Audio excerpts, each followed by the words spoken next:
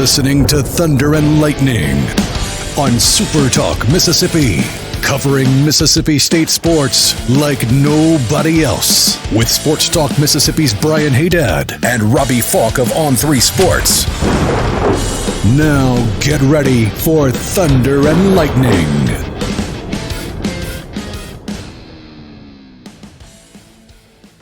This is Thunder and Lightning here on Super Talk Mississippi. Brian Hadad and Robbie Faulk here with you on a Friday morning. Thanks for joining us and starting your weekend here at supertalk.fm or wherever it is that you get podcasts from. We appreciate you guys out there, our great listeners, especially our servicemen and women out there taking care of us. I want to thank our sponsors over at Strange Brew Coffee House and Churn and Spoon Ice Cream. Start your day the right way with a trip to the drive-thru over at Strange Brew Coffee House here in Starkville or at Brupolo over in Tupelo. Be a little weird, Robbie, if Brupolo was an Atway. It would be a little weird. Wherever you are in our great state, you can enjoy Strange Brew Coffee each and every morning. It's just a click away. It's at strangebrewcoffeehouse.com. The Mississippi Beef Council wants to remind you that beef, it's what's for Christmas. We are just, I can taste the prime rib. I can't wait. I'm so excited. And counting down the days. Yeah, you know. Like, I need an advent calendar that's just taken me all the way to, and then like the last day I open it up and there's prime rib. Yes. That's what I need. That's what that is. I guarantee you there's one of those out there. Oh, it exists. A 100% beef advent calendar. Yeah. Yeah, there's 100. It exists. I'm going to find one right now. So there you go. Between now and then, you've got time to get to the store, to get to your butchers and find your prime rib, your beef tenderloin, whatever it is you're going to cook on Christmas Day. Beef, it's what's for Christmas, thanks to our friends at the Mississippi Beef Council. What you got?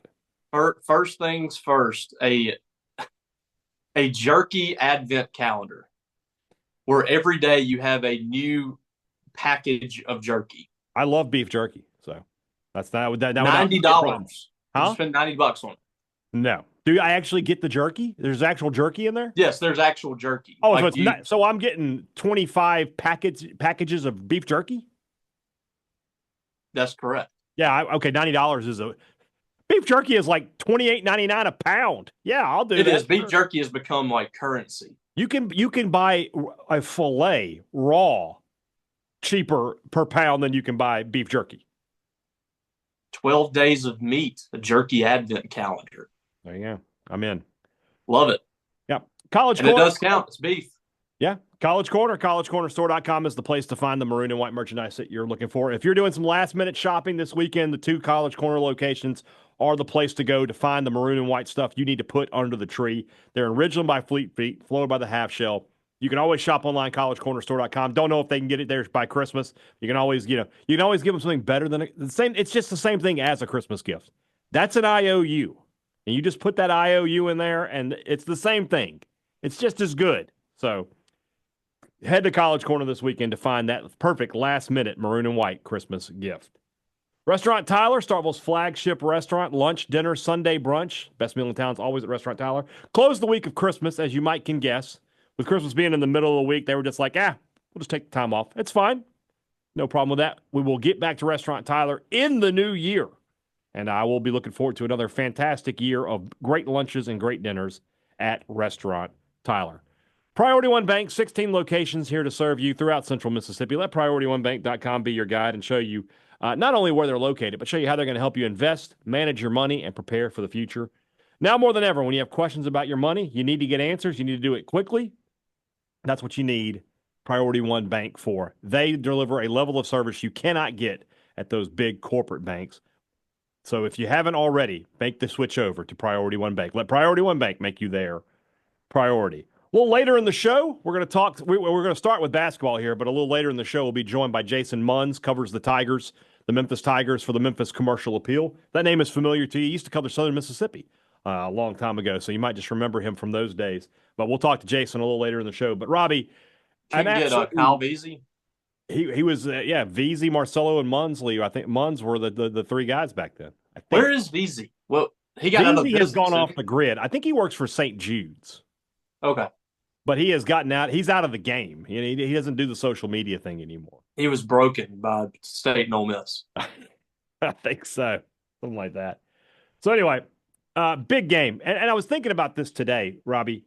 as a college player, it's one thing when you play at Memphis, so you have these games all the time, right? But for Mississippi State, for Josh Hubbard and Cam Matthews, this is a chance to play on the home floor of the Memphis Grizzlies, national television audience, massive crowd. This will be the biggest crowd State plays in front of probably, all season, or at least it'll be up in that group. Going to be a real huge atmosphere. I think this is a show. This can become a showcase game for Mississippi State if things go right for them. This can be a game where if they do the right things and get the win, the national media comes out of and goes, "We've been sleeping on Mississippi State."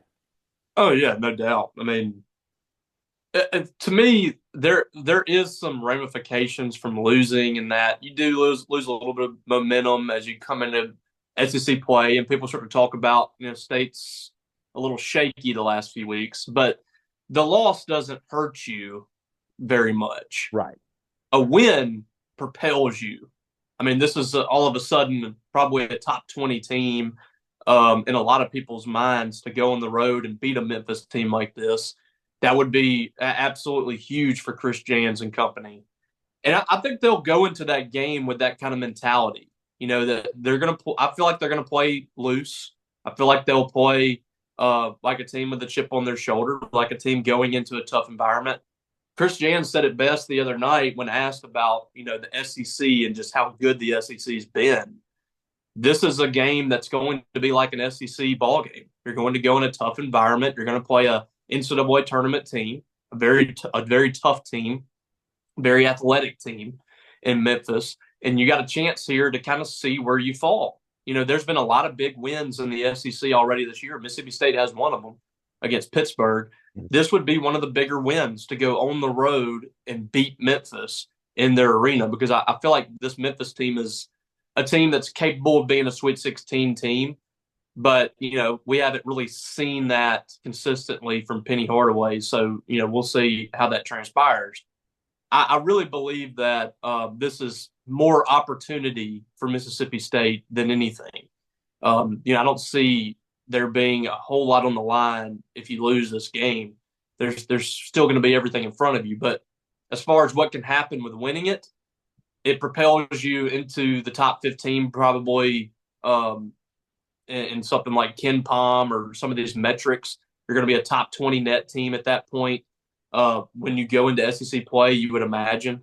They moved up 5 spots, I think, in the net after beating Central Michigan the other day. So I imagine this would be a huge net jump if State's able to do it. Yeah. Now, doing it is the challenge here. State's got to go on the road and win a tough ball game in a tough environment against a good team. And that's going to be the challenge. And it's increasingly more challenging for this team not having their point guard in Kanye Clary. And they've shuffled some things around. They're having to do some things differently, and they're having some different combinations, things like that. But, I would feel a lot better going in this game if Kanye Clary was running the point. But I still think State has the horses to stay in this ball game, and it would obviously be huge. Memphis currently 30, where are they? I just saw 33rd in the net. They actually took a drop last night with that game against Virginia. Virginia is yeah. I don't know if you've been keeping up with Virginia. Were they a train wreck? Well, remember their coach quit like 2 weeks before the season 2 weeks ago. Yeah, so they're 6-5 on the year. And somebody, I forget who it was, one of the people I follow were like, watching Virginia try to play Tony Bennett basketball without Tony Bennett is a problem, because they're trying to still play that same style, but he's the guy it's kind of like Mike Leach's air raid. He's the only guy who really does it. So, but that means it's not a fun brand of basketball. Yeah. That being said, Memphis only won this game by 2. They were down 9 at the half and then came back with a big second half to get the win against, like I said, not a great Virginia team. So Mississippi State, this is a very winnable game for Mississippi State.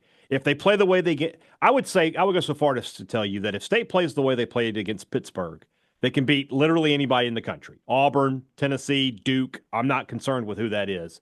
If they play that way on both ends of the court, they can beat anybody. But if they play the way they played against Butler, or if they play the way they played in the first half against Prairie View, they can lose to anybody in the country. So until State gets a little bit more consistency, and I know I'm talking about a 10-1 basketball team, but you know that they've been kind of up and down in their performances. That's just going to be, I think State's going to win this game this weekend, but I think it's going to be a hard fought win. I don't think State's just going to go up there and push them around. But I will say that the couple times this year where State has been in the showcase, they've played really well. I thought they played really, really well against Utah. They started out slow, but they really took control of that game and were in control for most of the second half. They played really well, obviously, against Pitt, and here's another opportunity as well for them. One of the things I think I just got in my head, it's just found its way into my head, Robbie, is that, a few weeks ago at the SMU game when Dwayne Wade was there, Hubbard, I think, sort of felt the pressure of his eyes upon him and didn't have his best game. Now you're talking about you're going to play, like I said, in an NBA arena. I don't know that Ja Morant's going to be there or anything, but I'm just saying I think Hubbard's having a big day on Saturday. I'm talking about we haven't seen that just ice-cold assassin making 3 or 4 threes on 3 or 4 consecutive trips down the court, Josh Hubbard, yet. I think that's coming Saturday. I think I'm maybe putting the jinx on him, but I think Hubbard's due for a 25-plus point game where he's just making shots that people are going crazy about. Yeah, he's had these stretches before. I think last year he had a stretch of games where he was kind of struggling, and then he just was red hot. Yeah. At any moment, Hubbard, and that includes in any game, like he can miss 8 straight shots, and I could very well see him hit 4 straight. Like it's not with me, like I don't think it's a thing where Hubbard's just going to miss 36 straight shots and just be down on himself or anything like that. Right. At literally any moment, it can happen with him. And I don't think that there's anything mental going on with him. The shots just aren't falling consistently right now. I like what he's doing on the defensive end. That's been his biggest area of growth since last year. You remember we talked last year about Josh Hubbard, like what's it going to take to get him in the starting lineup, to get more minutes, because he was hitting shots, he was doing some big things, but he just wasn't living up to Chris Jans' expectations of what he wants out of his players on the defensive end.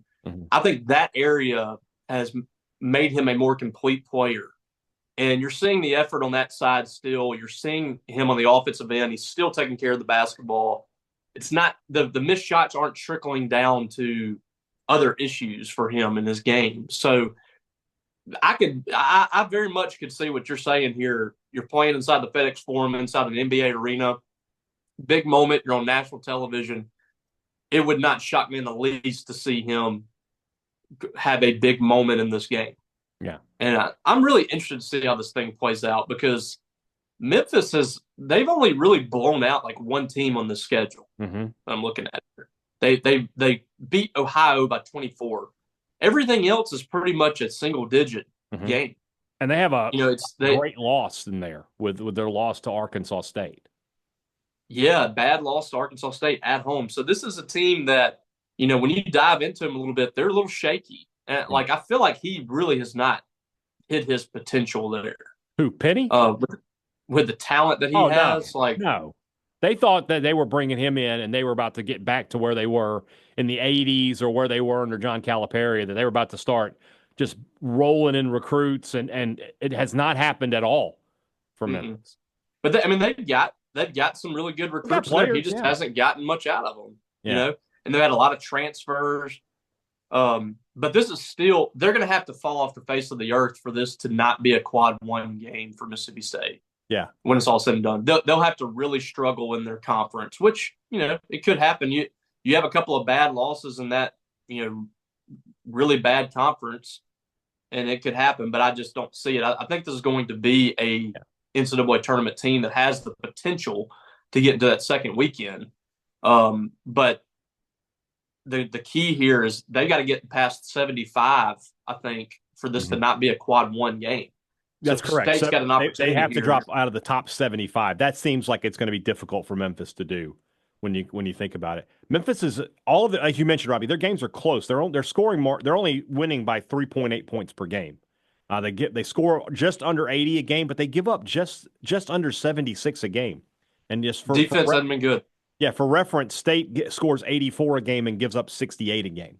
So I feel like State's going to be able to get shots and score. I like State in a shootout, to be honest with you. I like the State's chances to win a game where they are where if you're going back and forth, you're playing in transition. State has got scores. They've got guys who can handle the basketball.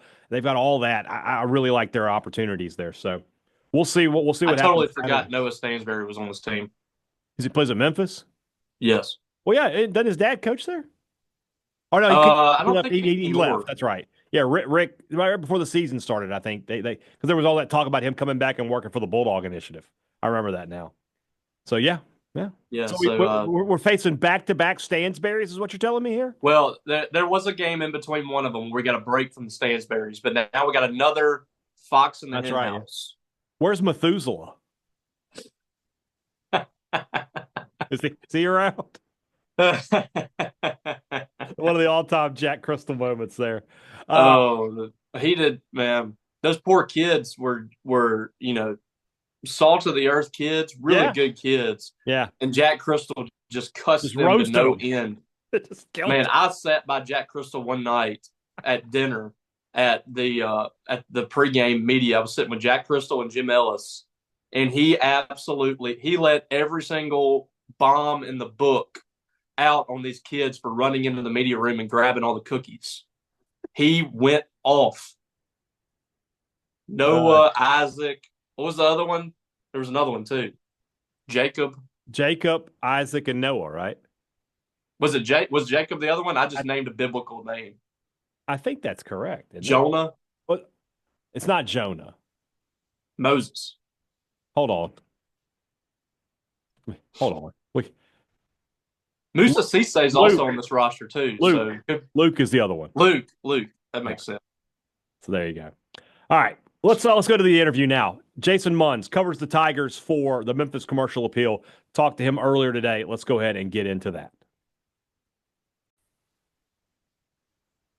I mean, Jason Munz comes on this podcast. He won't even show his face. Look at this guy. No, don't know what's going on there. We got some camera issues. But Jason Munz joins us from the Memphis Commercial Appeal. Thanks for joining me here on the podcast today, man. My first question is kind of a big picture question about Mississippi State and Memphis. Why don't these teams play more often? It feels like this is an easy non-conference game for both sets of fans to get to. I know Memphis plays Ole Miss pretty regularly. Why not Mississippi State more often? I don't know. And to hear Penny Hardaway talk and honestly to just look at his schedule. I mean, he's willing to play. It doesn't matter. Memphis is willing to play whoever will agree to play. So if you're buying what he, the way he tells it, if it looks like on the surface that it makes sense, then probably Memphis is the one who's willing. If it's not getting done, it's either simply the dates aren't working out, or the non-Memphis side of the equation is the one who's not open to it. I mean, I honestly, I don't know if that's true, but in this particular case, I don't know if that's true, but he goes out of his way to talk about how he'll schedule anybody and everybody simply because he has to. Because the American Athletic Conference is as weak as it is. He's got to schedule way up in order to get to build a resume, and he's done that this year, man. Like UConn, Michigan State, Missouri, Clemson, Virginia, both on the road. Mississippi State, Ole Miss. I mean, it's one of the top three, if not the top non-conference strength of schedule in the country this year. I tell you, I was looking at the Memphis webpage, and I was looking at the schedule, and I stared at it for a good 10 minutes, trying to figure out how they were 9-2 and they had lost to North Carolina and Alabama. And then I realized those games were played in October. And I was just staring. I was like, when did they play Alabama? Okay. And then I figured it out. So you look at their schedule, like you mentioned, it's very impressive. They have some great wins. I mean, I think that win over Missouri is really a good win. Obviously, beating UConn, beating Michigan State. The Arkansas State game stands out like a sore thumb because not only is it a loss, but it's a bad loss. It's a double-digit loss to a team that's definitely not going to be an NCAA tournament team or probably contend for one. And then it's also a home loss. What happened in that game to get it away from Memphis? Really, I mean, it all stems from just poor energy and effort. I mean, like Memphis is talented. Um, and like if you look at that box score, there's no reason that either team should have won by that much, or lost by that much. It was a pretty evenly matched game, like on paper, which leads you to believe that one team just didn't show up, and or the other team showed way up. Jonesboro's just, I think, an hour and change up the road, and it's the best game on their schedule, and they like, this is a narrative that gets spun around Memphis quite a bit. That when Memphis comes to town, or when somebody comes to Memphis, like an Arkansas State, like a Louisiana Tech, like an Ohio, some of the non-conference games, some of the bye games that Memphis has had this year, it's those teams' Super Bowl. Right. And to a certain extent, I think that's true. I think, I mean, Arkansas State wanted that game more than Memphis. And I, with the way Penny rebuilds his roster almost completely, every single season, I think there's something to the fact that somewhere in that shuffle, it gets lost on the players how vital games like that are to Memphis. Like when Memphis slips up, as you said, it sticks out like a sore thumb. Yeah. And I think that was also part of it. Like the players just weren't ready to take it seriously that day. Yeah. Defensively, Memphis, I mean, we'll just say it. They haven't been great this season. They're giving up 75 points per game. Mississippi State giving up about 67 points per game, but State has had some games where they give up a good number of points. They've kind of been up and down. They have some games where they're really good defensively. They have some games where they're not as good defensively. They're not great defensively. Is this going to be a high scoring game, you think? It feels like both of these teams are really comfortable getting up and down the floor, playing in transition. They both have a lot of options as far as guys who can get the ball in the basket. You think we could see a game that's both teams are getting close to the 80s? I actually, they make me do a score prediction for every Memphis game, and I did, mine dropped today, and I got Memphis winning 82-81. So the answer is yes. Like, I think it's going to be a high scoring game. I think it's going to be a close game. And I think the only reason I think Memphis wins, or the only reasons I think Memphis will win, is A, because it's at home, and B, Memphis. I looked this up. I dug this up last night. Memphis is 7-0 in their last 7 games against power conference teams at FedEx Forum. And that dates all the way back to the last time Memphis lost at home to a power conference team was January of 2020, when Anthony Edwards and Georgia came in here and beat Memphis by 3 points. So, I think there's something to that. Like Memphis really, really gets up for high profile, high caliber teams. And Mississippi State certainly qualifies as that, just outside the top 25 this week. The second highest team in the net that Memphis will have faced so far, second to only to UConn. And I think that FedEx Forum is going to be rocking on Saturday, so I give the slight edge to Memphis. But yes, that was a long-winded way of saying yes. I agree with you. I think it's going to be high scoring. One of the stats that stands out to me for both teams is assist to turnover. For State, it's been really good this year. 193 assists, only 98 turnovers. They're coming off a game with Central Michigan where they were 24-5 assist to turnover. They've done a great job of protecting the basketball. Memphis, on the other hand, 141 assists, 153 turnovers. So they're actually in the negative on that one.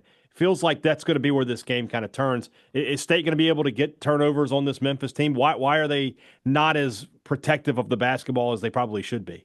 Everybody gets turnovers on Yeah. Memphis, and it's been that way every season under Penny Hardaway. It's the way they play. They like to push the pace.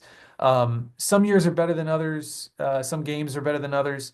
It helps when you have, Penny's had a couple of really good point guards the last few years. Kendrick Davis, a couple of years ago, and Tyrese Hunter this year, but they do tend to get um, a little bit carefree with the basketball. And the thing is with Memphis is it's usually in spurts. Like last night in Virginia, they were turning it over just very, very rapidly in the first half.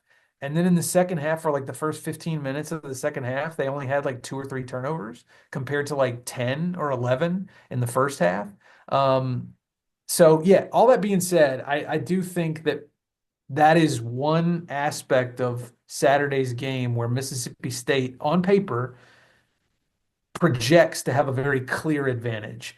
Um, and the fact that Mississippi State takes care of the ball as well as they do also bodes well for Mississippi State. Now, on the flip side of that, uh, Memphis's defense, like from a numbers standpoint, doesn't jump off the page, but their defense last night was the reason they won that game Yeah. at Virginia. Like they couldn't press in the first half. Like Penny's press is actually really, really good. And when he deploys it, strategically, it can turn a game, and it did at Virginia last night. They were down 30-21 at halftime Yeah. and didn't hardly press at all in the first half because they weren't making shots.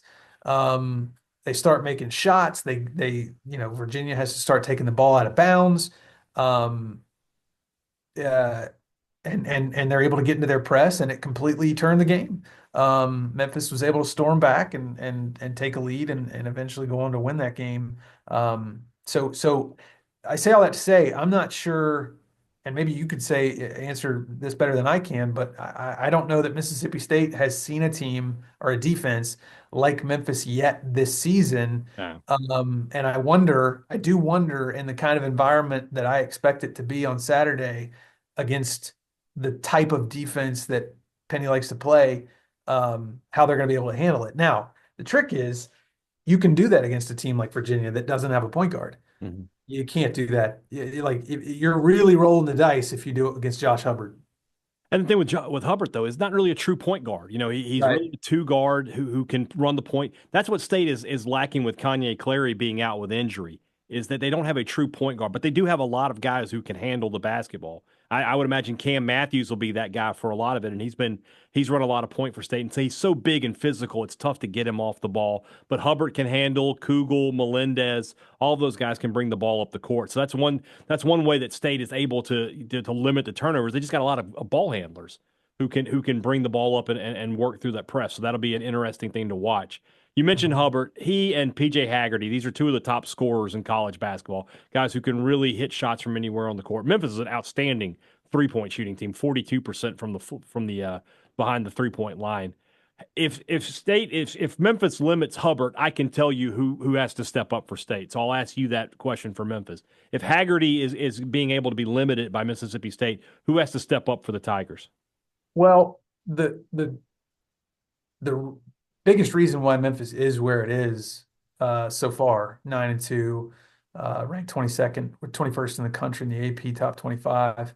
The reason why they are where they are is because it's not just PJ Haggerty. Tyrese Hunter is, before the Virginia game, Tyrese Hunter was, I think, 6th or 8th or something in the country in three-point field goal percentage. Yeah. And 3rd in the country among players with at least 60 three-point attempts.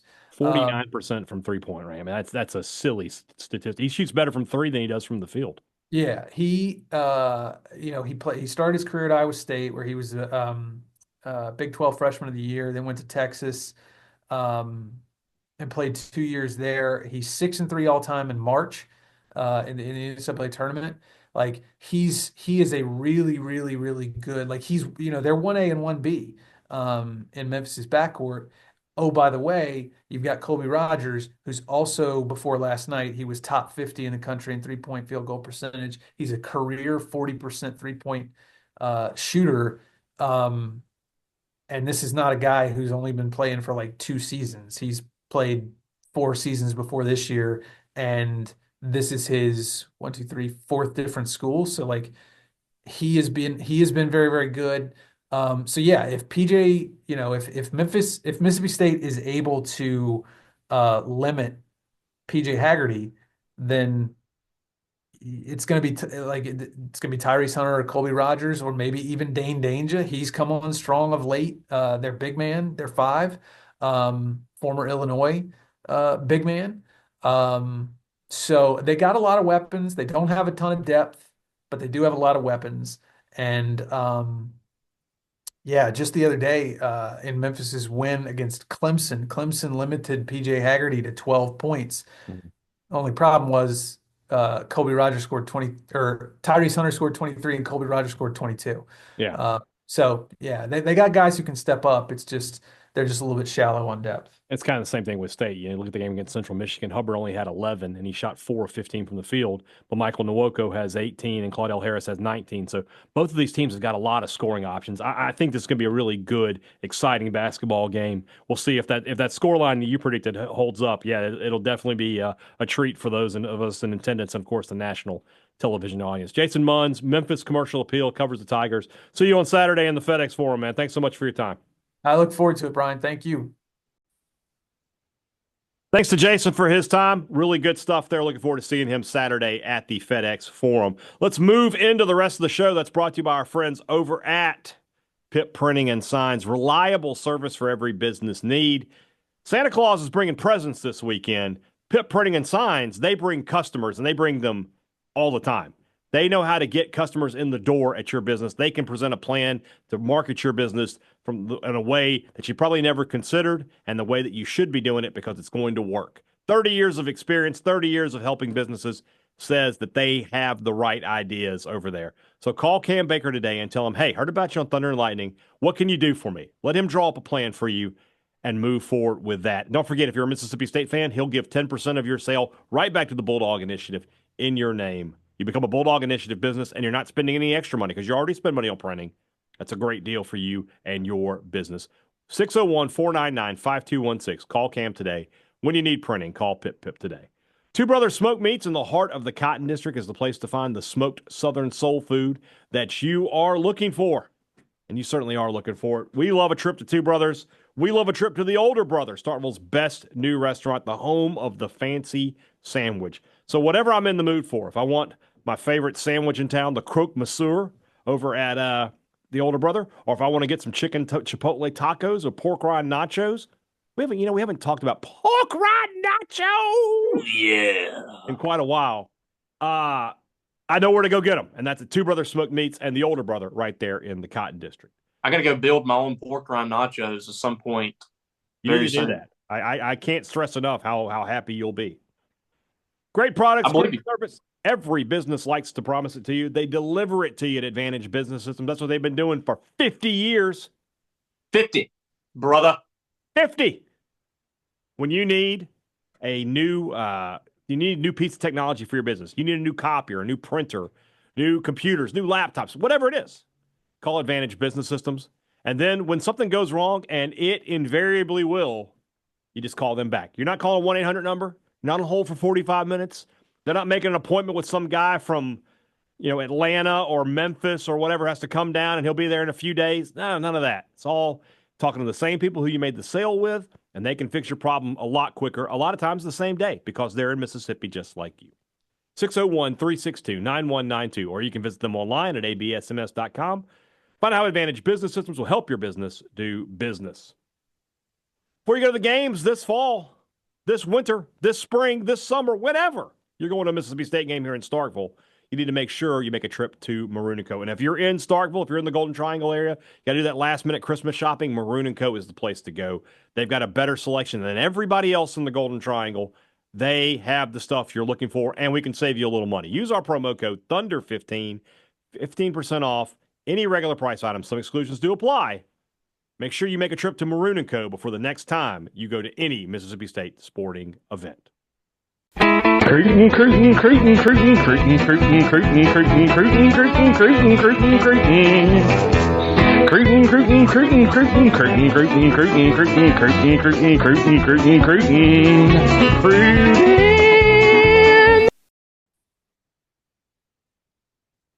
Two things can be true at the same time, right? We established that on this show? Correct. All right. I don't have a lot of faith in Coleman Hutzler, the coach. I didn't like what I saw last year. But Coleman Hutzler, the recruiter, is kind of growing on me. This guy is putting together a pretty solid linebacker room. Did really well in the high school ranks and now doing well in the transfer portal ranks. Brought in two guys in the last 24 hours from power programs. Darian Gillette from Texas.